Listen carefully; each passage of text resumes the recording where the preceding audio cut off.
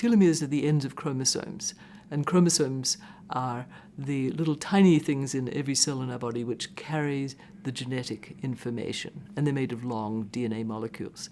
And every end of the DNA has to have a little protective cap on it, and that's what the telomere is. And it really does protect the chromosome, and therefore it protects the genetic material. If you don't have a proper protective cap, because the cap can wear down throughout life, and then suddenly it stops working, then the cells don't work properly and start sending the wrong signals to each other and to other cells around the body. We're very interested in how the wearing down of telomeres is related to people's health, partly because we want to know, is it just a biomarker? Is it just, an indicator and it's really other things going on? Or how much is it really causing declines in health, which then are seen as increases in, say, the chronic diseases of aging?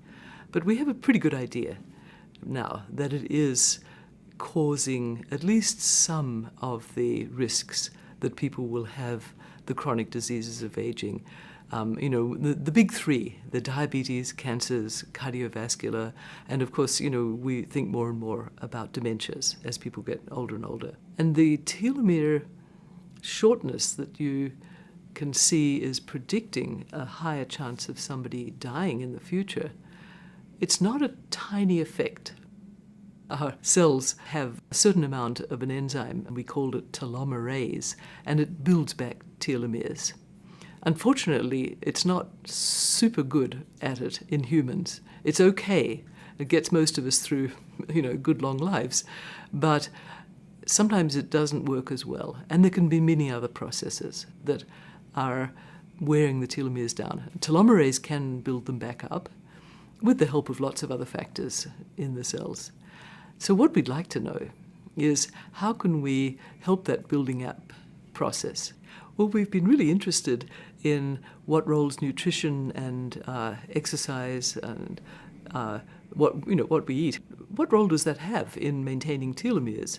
Because we do know that maintaining telomeres is playing a role in what our health is going to be. And that's the thing that really matters for a lot of people, is what's their health going to be like.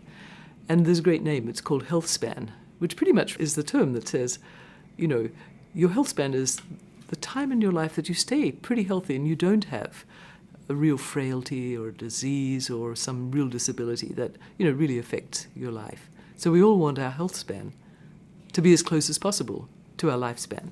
So we're down to the basics: exercise, good nutrition, trying to do stress reduction, recognizing we can't avoid all chronic severe stress.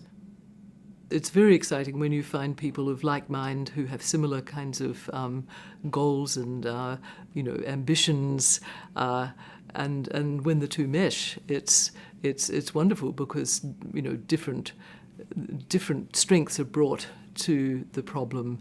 We bring our strengths as our research expertise and knowing a lot about, over the years how telomeres work, and more through a lot of interactions with studies, how that's impacting on human health and wellness. And Shackley has a goal of human health and well-being, and so that is a very resonant kind of role that Shackley is playing as well.